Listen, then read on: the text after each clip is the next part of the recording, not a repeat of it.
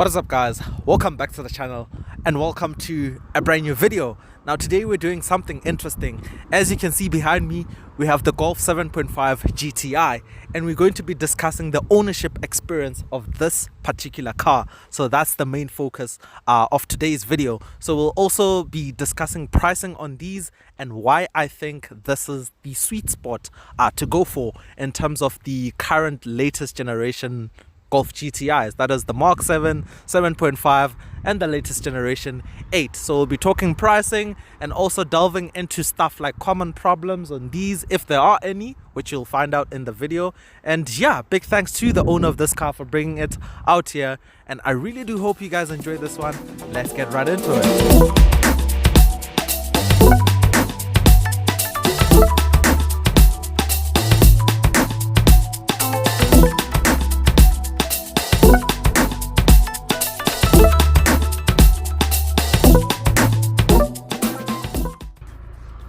Here's how this video was possible. So I'm friends with the owner of this car and we do talk or chat often. So he does fill me in a lot on his experience with this car. So basically he shared the information with me and thus I'm resharing the information with you guys. So introduction wise, this car is a 2020 model. He bought it as a demo with about 5,000 kilometers. And the cost price was 525,000 rands.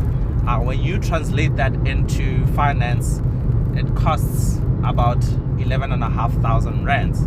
So insurance for him was just over 2,000 rands at the time. But as time went on, things change and so on. And also insurance differs from person to person. So I'm not going to dwell into that. So fast forward 3 years later now, the car has about 97,000 kilometers, and that's the brief introduction into this car. So how does he use it? So he basically uses the car as his daily driver, literally drives it every day from home to work. It's literally his only car. He uses it every day, and within these 3 years that he's owned it, he's managed to do over 90,000 kilometers with the car. So he's had several issues with the car, some of which are just common problems that anyone can face with their own car, and most of them are unique to this car because we use our cars differently. So your problems are not going to be my problem, and one of the problems is common faults with this platform, of which we'll get into. So one of the first issues he's had with the car is during his use, he's had liquid spill onto the engine start-stop button. This car has keyless access, by the way, and that has actually damaged the engine start-stop button, so it wasn't engaging properly. But luckily the car was still under warranty and it was sorted under warranty. Great job done. He's also had another issue with I think to do with the fuel pump, and again that was sorted under warranty. That was actually just the fault with the car, and yeah, it was sorted. So the third issue was actually the water pump issue, which is common on this DQ50 platform and also on the DQ200. So it's basically a common fault on a lot of the modern DSG transmission or DSG cars, or a lot of the modern VW cars actually, with the DSG boxes and so on. So yeah, it was quite an expensive fix. I think he said it costed about 16,000 rands to repair, somewhere there. So depending on the dealer or where you fix the car, the cost price of the repair will differ. But normally a water pump costs anywhere from around 12,000 rands going all the way up to like 21 to 25,000 rands, also depending on the car. And yeah, like for example, there's the normal your R lines, and then there's the GTIs. So in a GTI it will cost probably more than it costs in a normal base car. So on this car it was around, I think, 16,000 rands, but it was sorted and the car's running fine. And that's literally all the problems he's had. So next I want to jump into pricing on these and the market in general. So the 7.5 was first introduced in 2017 and they were made all the way until 2021. So the early cars, which are like 2017, 2018, cost anywhere from 350 to just under 400,000 rands, and all those are like high mileage. And then the later cars, 2020 and 2021, with relatively low mileage, cost anywhere from 550,000 rands to some even go over 600,000 rands. So that's the current market on these right now, and I think this is literally a bargain because it's still modern enough. It has all the tech gizmos that you'll pretty much need, and even inside it doesn't look dated compared to stuff like the Polo 6C GTI, even the Golf 7 in general. The Golf 7 does look a bit dated with its smaller infotainment screen and so on. The road is a bit busy today, but yeah.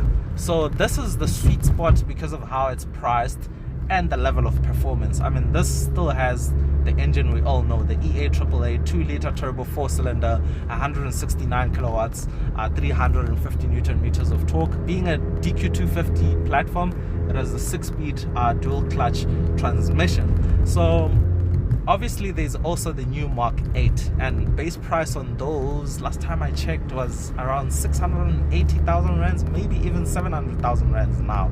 So that's really expensive.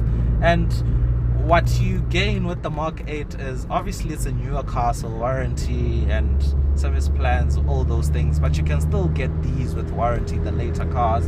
And also it looks newer, it is like newer tech with your ambient lightings and yeah, and whatnot. I'm just gonna drive a bit enthusiastically now. So it has stuff like the ambient lighting, but you can still get stuff like digital instrument clusters. Like I said, the infotainment screen, and this is the bigger one, so it looks more modern. There's your Apple CarPlays and Android Autos. So that's why I think or feel like this is the sweet spot. So that's literally everything I wanted to let you in on this car. So next, I want to jump a bit into the performance and why I think the 7.5 is slightly superior. Actually, it is superior even compared to the Mark 8. For one, the weight of this car. Now the 7.5 weighs, believe it or not, 1,298 kilograms. To put things into perspective, something like a Mini Cooper, which is a lot smaller and it's 2 doors in many cases, weighs 1,295. So this car weighs less than 1.3 tons. The Golf 8 GTI weighs 1,409 kilograms. So that weighs 170 kilos more than this. So that weight plays a big role in making this car very enjoyable to drive, because it is very nimble. It is very sharp around turns, and you can literally just throw it around and it will handle pretty much everything. The performance is still decent enough to be able to enjoy it around bends, and the GTI being famed for that clever front diff, the electronically controlled mechanical diff, it handles curves like a dime, even better than the R, because the R is all-wheel drive and it's a lot heavier, so it is prone to a lot of understeer and stuff. So yeah, I think this is the sweet spot. So if you jump in this and jump into the Golf 8 GTI, in many cases this will feel sharper and more edgier to drive because of that low weight, and the power difference isn't that much. It's only a difference of about 10 kilowatts. The Golf 8 GTI has 180 kilowatts and 380 newton meters of torque. So the 7.5 makes up for performance with the lower weight. 170 kilograms is a lot. And to put things more into perspective, this car weighs less than something like a McLaren supercar, because those, even Lamborghinis, those weigh like anywhere from 1,300 to 1,500 depending on what the car is and so on. And remember, those are 2-door, 2-seat, small, low supercars. This is a 4-door hatch, full-sized hatchback. You can take your family, your mates and whatever in the back. So that weight is, I'm really blown away by the weight of this car. So this car also has a rest delete, which I'll get into in another video. So there's a junction I'm going to pull into now, and I'm literally going to conclude the video right now. So yeah, that's my take on the Mark 7.5, and that's why I feel like this is the best buy currently at the moment. So let's wait until the Golf 8 GTI really starts depreciating, and then we can talk again. But currently you should go for this. Obviously, to make things a lot better, do opt for a later year model, because you still have the aid of warranty and all of that jazz. But yeah, I really do hope you guys enjoyed this video, and until next time, that's cheers from me.